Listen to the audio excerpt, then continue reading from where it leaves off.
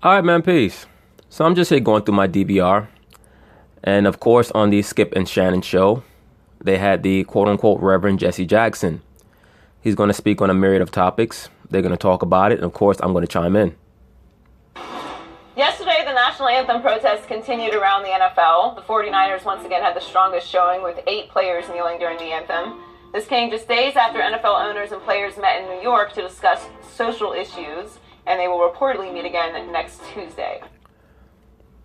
Don't you find it interesting that you have a 53-man roster in the NFL?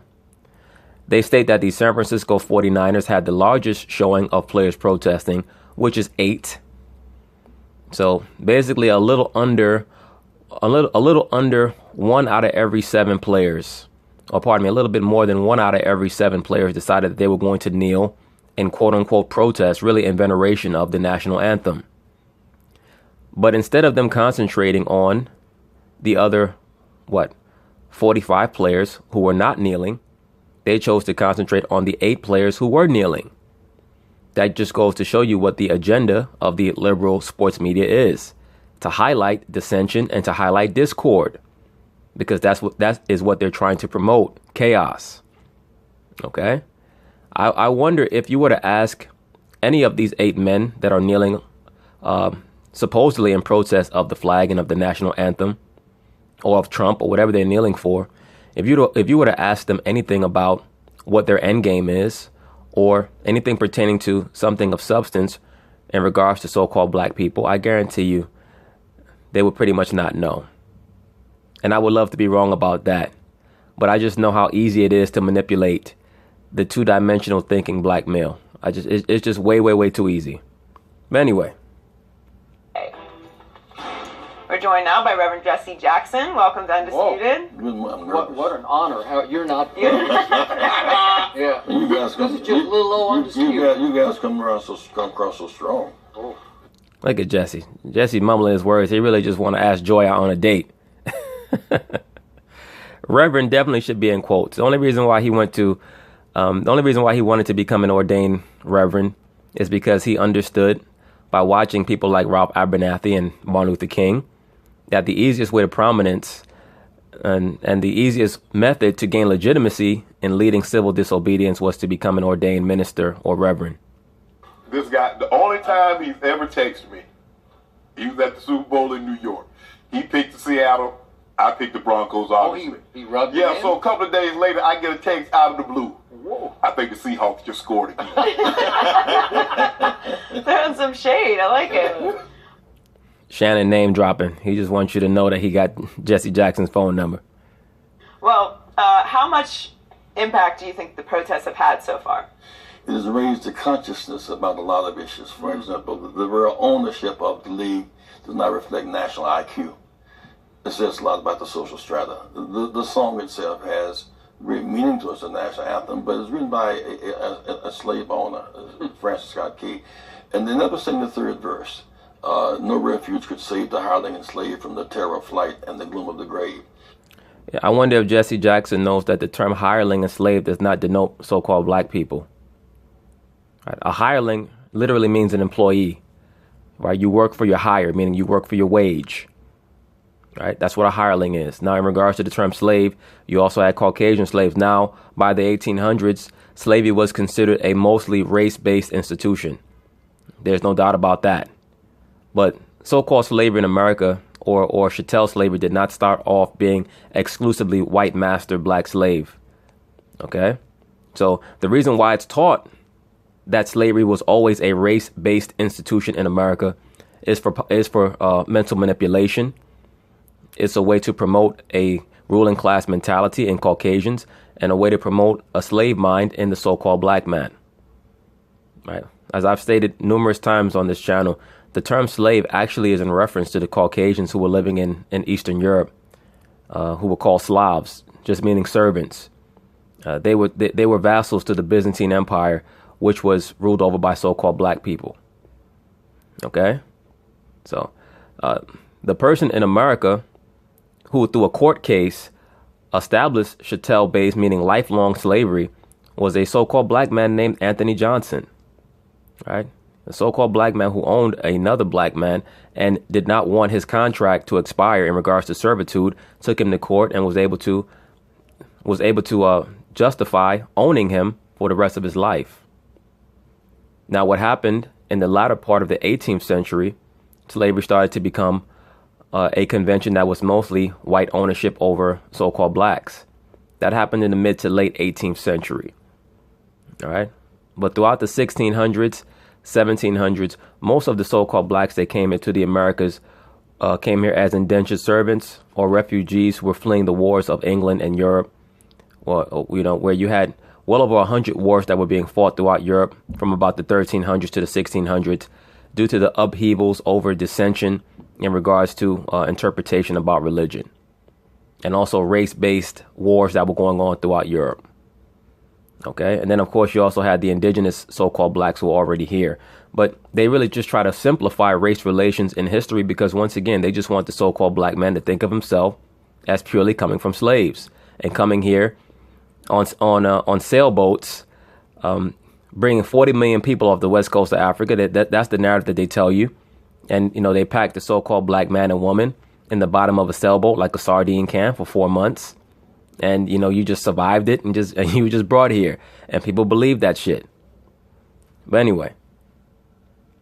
That's in that same song. And it never was about the flag. That's Mr. Trump's issue. The issue was about racial disparities. And the issue had to do with Rodney King beaten him to death and the 4 police who beat him walked free. Trayvon Martin killed and the killer walked free. Diallo killed in New York and the police walked free. So we knelt before the flag. He didn't desecrate the flag. He didn't try to burn the flag. He didn't put up a Confederate flag, which is an anti-American flag. My father had to sit by and knock. I agree with that. I've already stated that the Confederate flag really represents an attempt to usurp the official corporate symbol of America, that being the American flag. That really is a representation of treason. Anybody that has a Confederate flag should be locked up as a traitor to their country. Nazis are prisoners of war on the American military bases. They had to sit behind the Nazis on the American military bases with the flag flying. The flag. And this is not about the flag. We honor the flag, but the flag must represent all of us, and oftentimes it does not. Many times the story is told about how black soldiers in World War II were treated less than the Nazi soldiers that they fought against. And that's true, but, that should also tell the black man. And, I mean, unfortunately, it didn't tell many of the brothers back then, but it should tell the black man now in hindsight that the so-called black man had no business fighting in World War II to assist the white man. Right? That's kind of obvious. If they're going to treat their enemies, that being the Nazis, better than they're treating you, what is that telling you? That tells you that you're the real enemy to them. So you should not take it personal when they treat their own better than they treat you. That should be a signifier that I'm not going to fight in any of these wars to assist them. Colin Kaepernick took a stand. Not sure he realized he was risking his job, but it appears he has lost his job. He didn't realize what the hell he was doing. He's nothing but a pawn and a simpleton. What has he meant to you as sort of the face of this movement within the National Football League? In the same tradition of Muhammad Ali, who, when he changed his name and affirmed his religious position against the war, they took his title. He said, you can have the title, but you can't have the championship because I won that. In this Kurt Flood, so you cannot sell me. All free agents around the world owe their wages and their benefits to Kurt Flood, who paid the price of rebelling against a system of oppression. And in many ways, it is oppressive. To go from picking cotton balls to picking footballs and basketballs without... Oh, boy, Jesse's still at it. He's still on that bullshit. To go from picking cotton balls to go to picking footballs and basketballs. How does anybody take this dude seriously? Are you fucking serious? They're playing a sport for millions of dollars.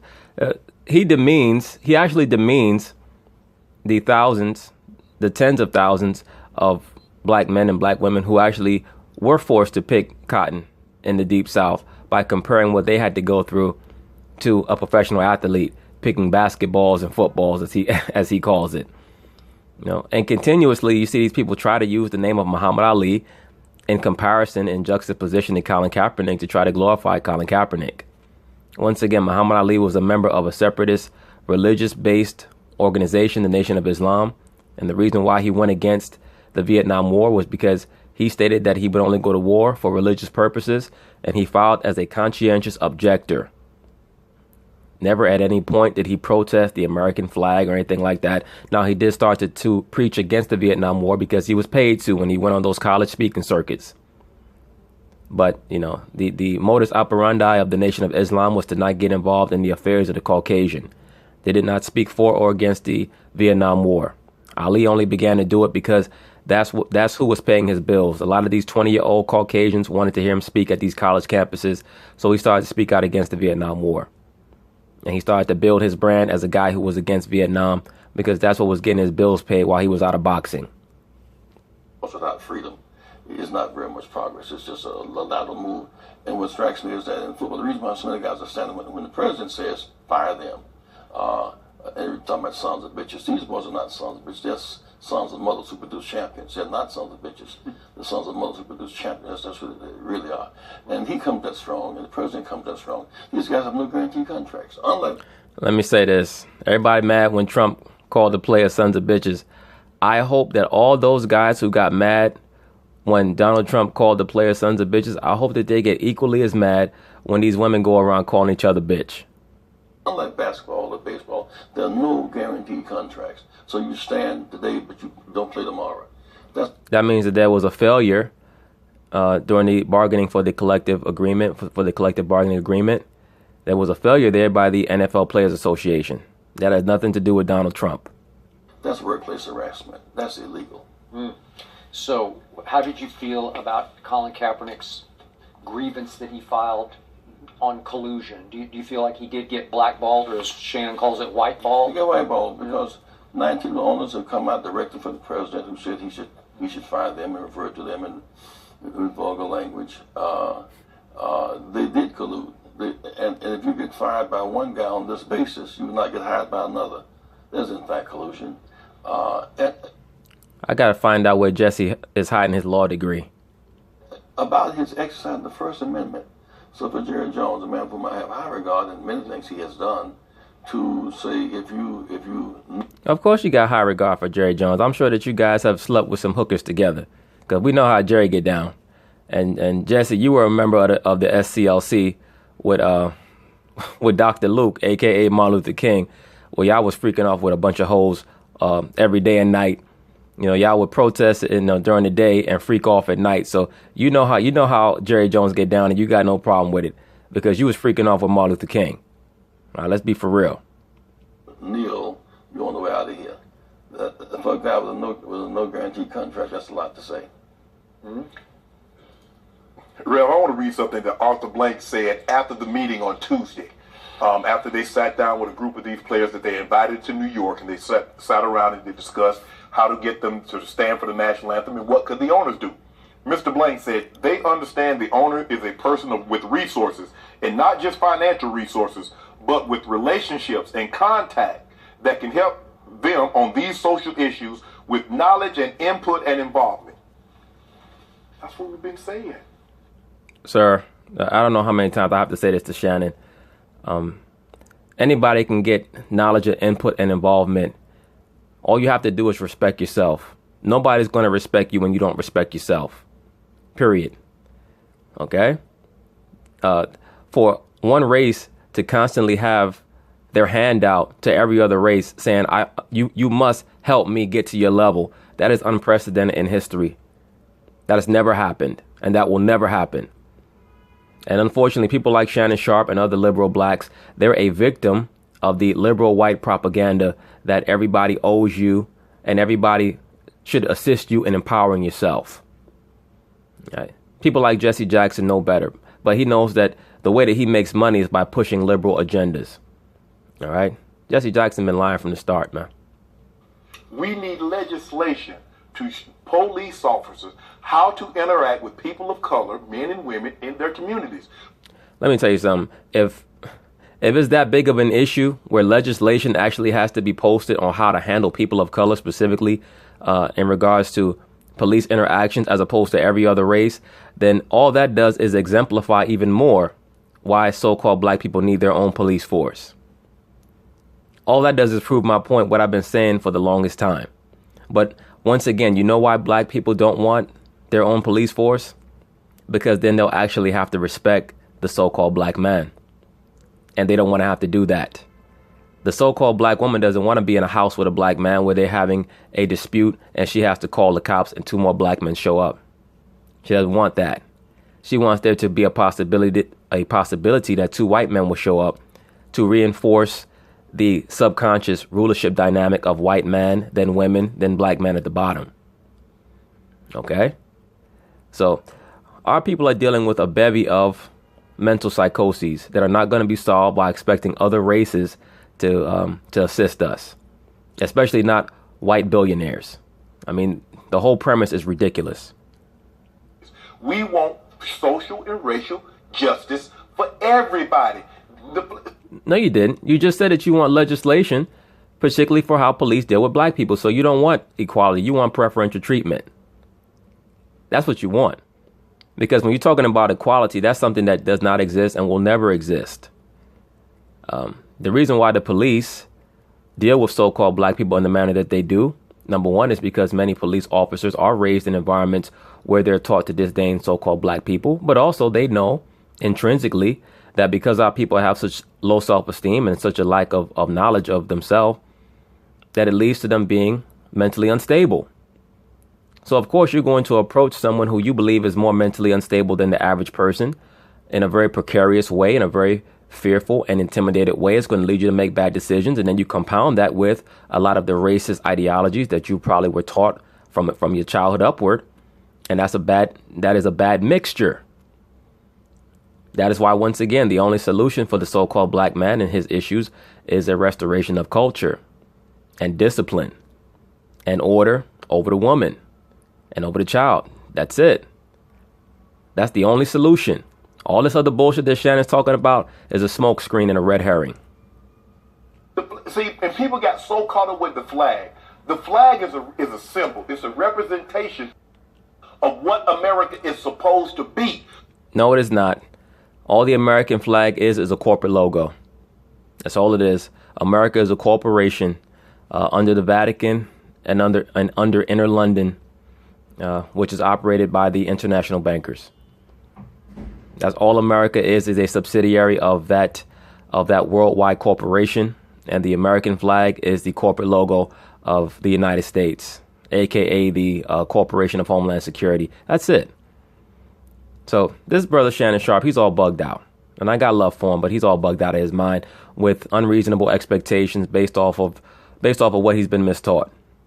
But if America is only one thing for one group of people, how is that symbolic of America? We march for the right to vote. You see the marchers kneeling with the cross and the flag for the right to vote. Right. You can. Well, let's understand something, Jesse. Let's be for real, brother. The reason why you joined the SCLC was so that you can get in a prominent position because you were always somebody who was gluttonous for attention and for prestige. Okay? For those of you guys who don't know, Jesse Jackson is not this man's real last name. His real father was a man named Noah Robinson. Some of you brothers may know that already.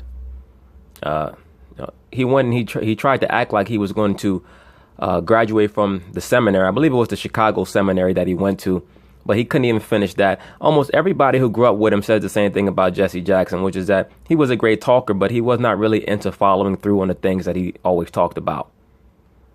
And all of his benefactors have always stated that about him. And once again, as usual, his sponsors have always been communists or socialists. People like Don Rose, you could look him up, based out of Chicago. Don Rose, once again, I brought his name up before. Don Rose is the person who promised Jesse Jackson that after Martin Luther King was moved out of the way, that he would be put in the most prominent position to continue on to lead the movement. Jesse Jackson thought that he would be allowed to take over the SCLC after Martin Luther King was killed, but he really wasn't allowed to do that. Ralph Abernathy maintained control over the SCLC. So eventually they had some issues and they had a falling out. I believe it was in 70 or 71 they fell out. And that's when Jesse Jackson came up with the Operation Push.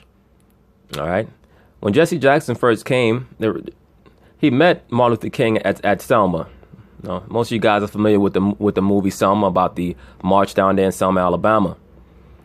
By all the accounts, I believe it was Andrew Young who said that everybody was trying to organize the people in regards to how to march. And Jesse Jackson comes out of nowhere, and he's not taking instructions. He's giving instructions. People are like, who the hell is this guy? Martin Luther King liked him. He thought that he was entertaining.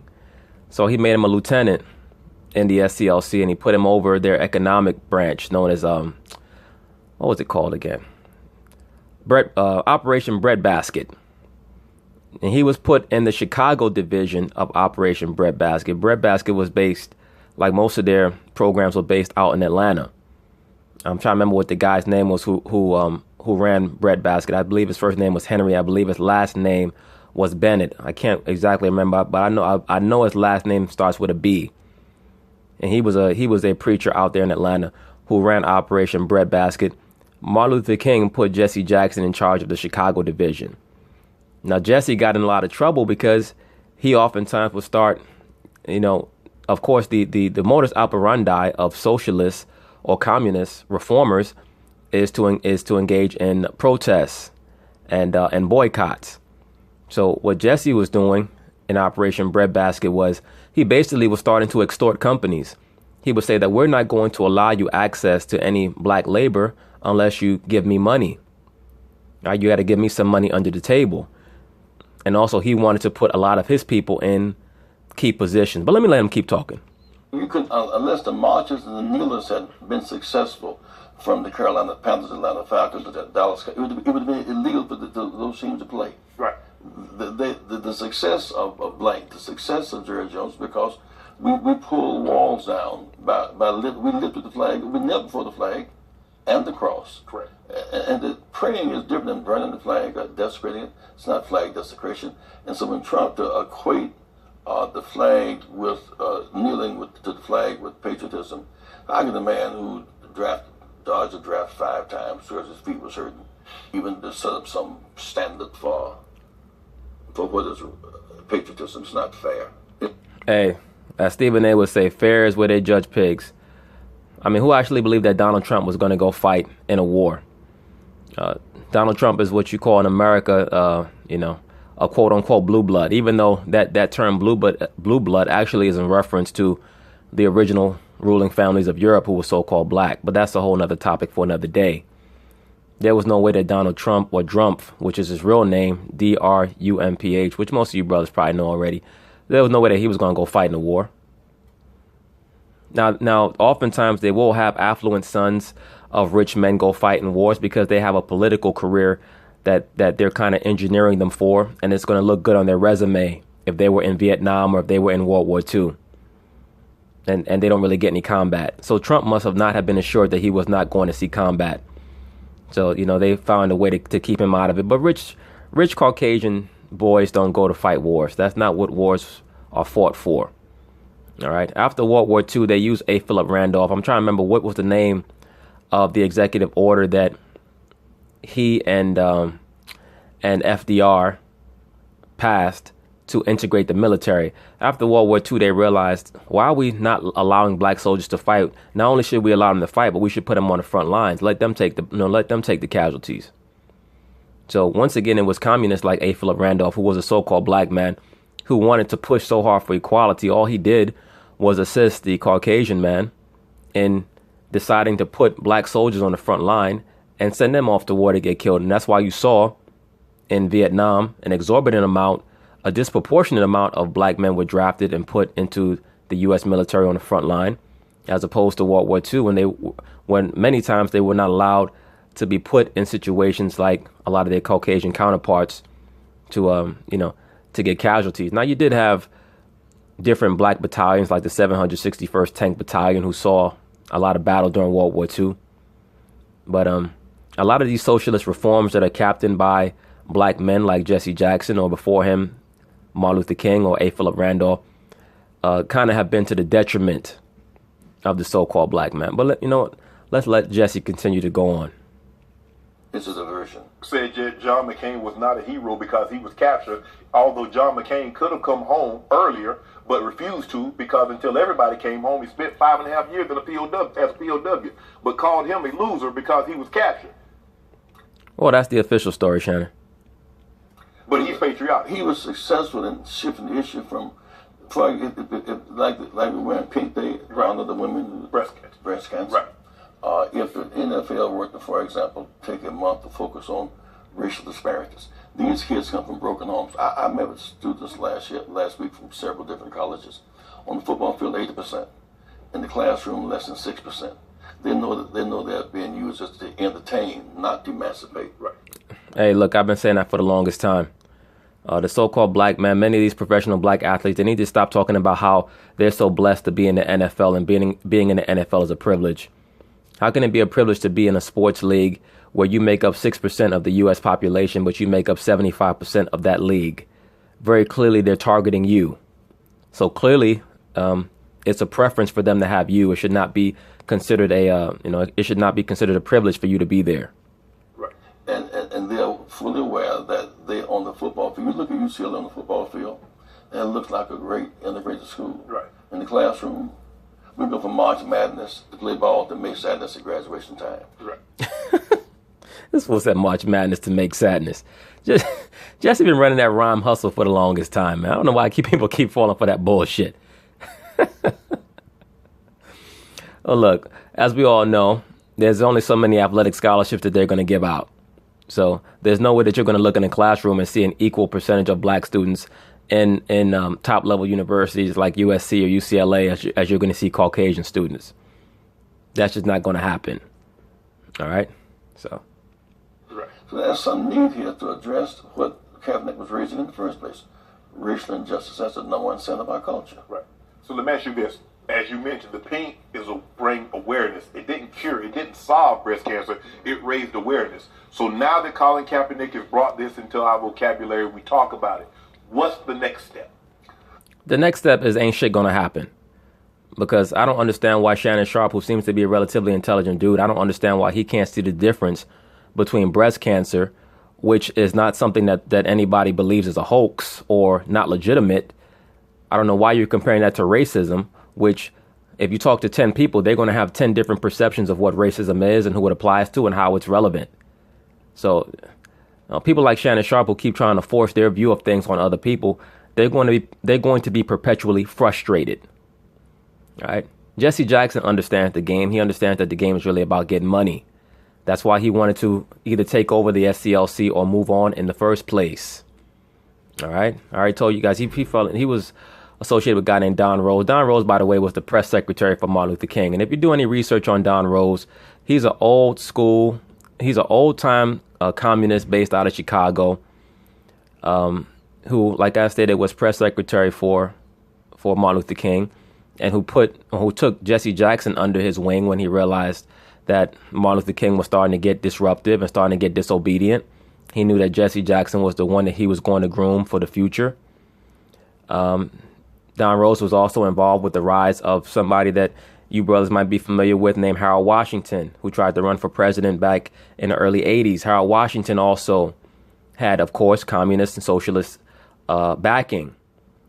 As I've stated ad infinitum, you guys are going to realize that most of these so-called affluent black leaders that they have put forth for you are not real. They're proxy leaders that are just meant to represent their sponsors, that being Caucasian, Jewish, socialists, really just representatives of the international bankers, agents for the international bankers. Okay? Once again, communism is directly linked to the international bankers. Karl Marx streamlined communism, or the Communist Manifesto, as a front for it to be the economic system that was most favorable to the international bankers, because it allows for the dissolution of the middle class, and it really allows for the taking of all natural resources from the common people. Okay? So that's the point of these black leaders, is to get so-called black people to conform to a socialist or communist mindset without understanding so. and to want to blend in with everybody, which will deculturalize you and make you a willing debt slave. Once again, you really should be trying to address the international banks and what's the term? The Federal Reserve. That's what was skipping my mind. Once you dissolve the Federal Reserve, then you can actually go back to having real money. These are things that nobody talks about, right? Jesse Jackson, man, like I said, Don Rose was controlling Harold Washington, and Harold Washington was also controlled by a man named Leon Dupre. First name Leon, last name, if I remember correctly, spelled D as in David, E-S, P as in Peter, R-E-S. You could look that name up. Leon Dupre was another communist lawyer who sponsored Harold Washington and also sponsored later on at the end of his life Barack Obama, or near the end of Leon's life, he sponsored Barack Obama. As I told you guys before, Barack Obama is another socialist plant. That's why I stated that's why he's so cool with what's his name over there in France, Macron. Okay, Macron was a former agent of the Rothschilds Bank. Okay, so that's how it all fits together. Well, one step is to just expose racial disparities in graduations. That's a significant issue. Okay.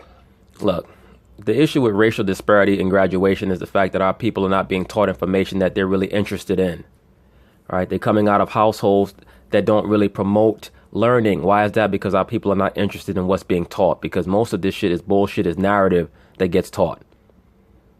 Okay? Look, when you look at Jesse Jackson, as I was stating, he fell out with Martin Luther King in 1965, around that area, 66, 67. He was still associated with him, but he started to fall out because Martin Luther King started to see that Jesse Jackson wanted his shine. Okay? They were having a conversation one time. They were in a meeting, and Martin Luther King was planning a march or a protest, and Jesse kept saying it's not going to work. Martin got mad and left the room, and I believe he left with either Andrew Young or Rob Abernathy. I think it was Andrew Young. They're going down the stairs, and Jesse Jackson starts chasing them. He says, "Doc, Doc." And Martin Luther King, he spins around and he says, "Look, you might make your mark on the world at some point, but don't bother me anymore." All right? Now, Martin Luther King gets killed April 4th, 1968. And as I've told you guys before, everybody who was on the balcony who had no ties on knew about the assassination. Right? The people who wore the ties, Rob Abernathy and such, they didn't know. So Jesse Jackson, of course, he had no tie on. He claimed to have heard the shots, and he claimed to have been the last person to speak to Martin Luther King. He also claimed to have been the person who cradled Martin Luther King's head in his arms. Everybody else there who witnessed it denied his telling of the events.